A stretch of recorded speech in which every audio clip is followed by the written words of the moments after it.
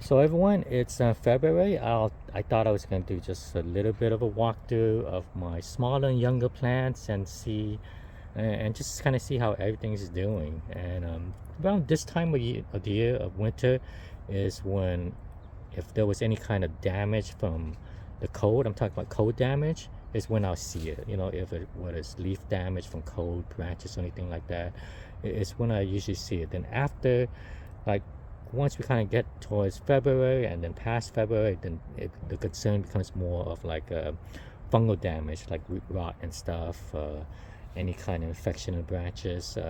But for right now, it's mostly like if I had any kind of concern with cold damage. There's spots in my yard that does get a little bit cold, and I'm going to show you guys how the plants look like. I only had one casualty, but I know exactly why it died, and I'll show you guys that little small tree. But let's just kind of take a walk at the smaller plants. This kind of big bush with the light lavender leaves right here. This is actually rosemary, and this is the first time I've grown rosemary in the ground, and it looks really, really kind of nice and beautiful. I don't know if any of you guys grow rosemary, but I didn't even know they had this much flowering on it, and the bees love it right now. You can see that this like bees are all over this. So I might actually grow a few more rosemary bush. I just kind of like how it looked like, and that is blooming in the middle of winter, and it's actually feeding some of the bees and stuff. So it's kind of nice. So, but right next to it, I have some smaller mango trees. This is a pickering seedling, no damage whatsoever. Kind of been growing really nicely. Some of my newer grafted manillas doing really nicely. This is doing well. This was the one that had fungal damage last year. Just by some of my new rootstocks I put in the ground last year. You look real close, you can see the bark finally ended up dying off and peeling off. So I kind of added some bark wound, kind of tree wound sealer to help protect it. So that's doing well. These are the cherry seedlings. One's doing really well. One had some newer growth that kind of got a bit of damage from the cold. So I'll just go on. Let's see. Here's some lemon zest. They haven't been growing as vigorously as I had hoped with them in the ground. So let's kind of take a look at all these other seedlings.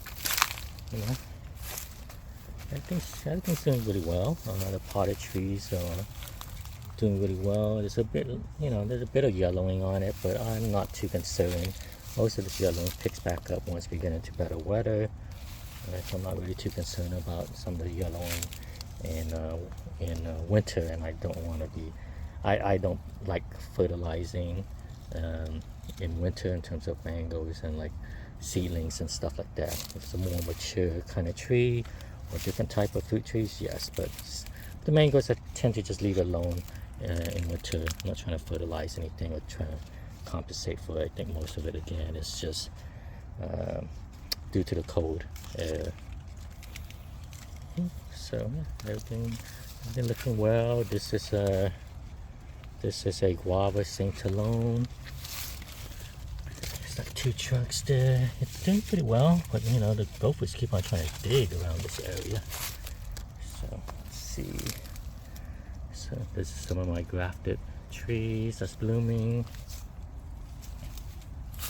This is the one that my only casualty in the yard right now. This was a Cog's Haw seedling. It was growing really well too. I was kind of getting ready to kind of up pot it, but it's in a small 1 gallon pot. And then during like I think the middle of the month in January, the pot actually fell over, and it only fell over for a night. It was like it fell over sometime in the middle of the night. In the morning I picked it back up.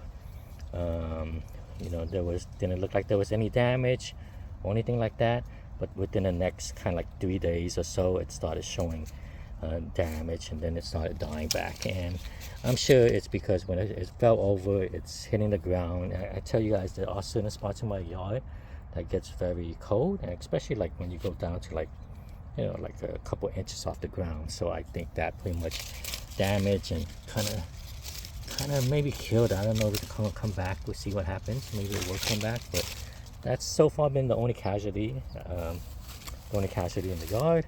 I continue to water as much as I can. I don't really water too much if it's just like a gloomy day, and I don't think the leaves are going to dry out if it gets hit by water. But besides that, you know, I do water, and I kind of spray down the leaves to make sure like that like there's no fungal spores on the leaves. Like usually some of the worst things you could do for certain plants is that the dew that builds out overnight, they kind of contain a lot of like bacteria and stuff like that, or fungal stuff, and that kind of tends to lead to diseases. So I do water frequently. I mean, I'm still watering 3 to 4 times a week right now on these plants. Okay, everything else is looking good. Again, there's some kind of discoloring just from the cold air. This one looks really unusual. It's almost like a reddish bronzy coloring to it.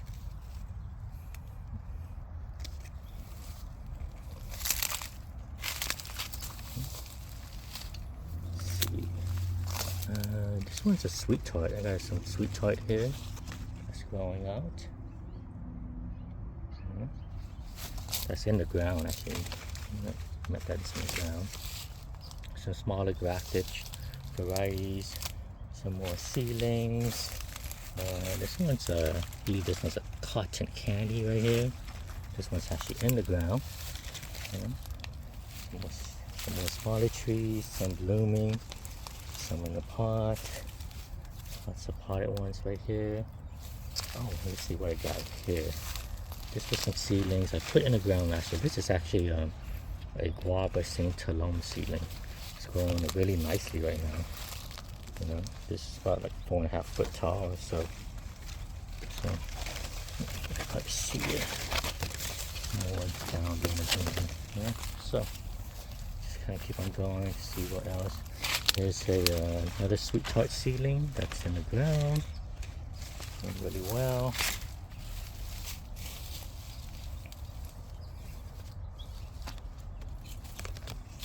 And this one was a bit surprising for me. This was a cotton candy seedling that I put in the ground. There's like 2 or 3 trunks or so, you know, something like that. But one of it's a clone. This could probably, I would guess this tall one is not the clone.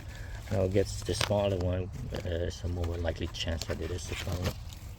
And then I got like an alfalfa right here. That is a seedling that's in the ground. I'm gonna probably end up grafting it somewhere around here. I'll probably graft it with another seedling of something more interesting, like say a seedling of a sweet tart, lemon zest, or you know, coconut cream or something like that. So let's see. There's some more plants. Everything's looking pretty good so far. I mean, I think it's made it halfway through winter. You know, we'll be in spring, hopefully in March soon. So let's see, more seedlings here. All these seedlings right here, they're doing pretty well. Yeah. Nothing really too concerning. Nothing where I'm seeing like what I would think is like dieback or something that would be an issue for concern. So I got these guys in the ground. This one is a M4. This is a polyembryonic one. So this 2 branches right here is actually M4. One of it's clone, one of it's not. We'll see what happens. This is a coconut cream, kind of bit. The coconut cream has been one of the slower grows for me out of the seedlings I've had. Here's another M4 seedling. M4 seedling right there. Some grafted trees.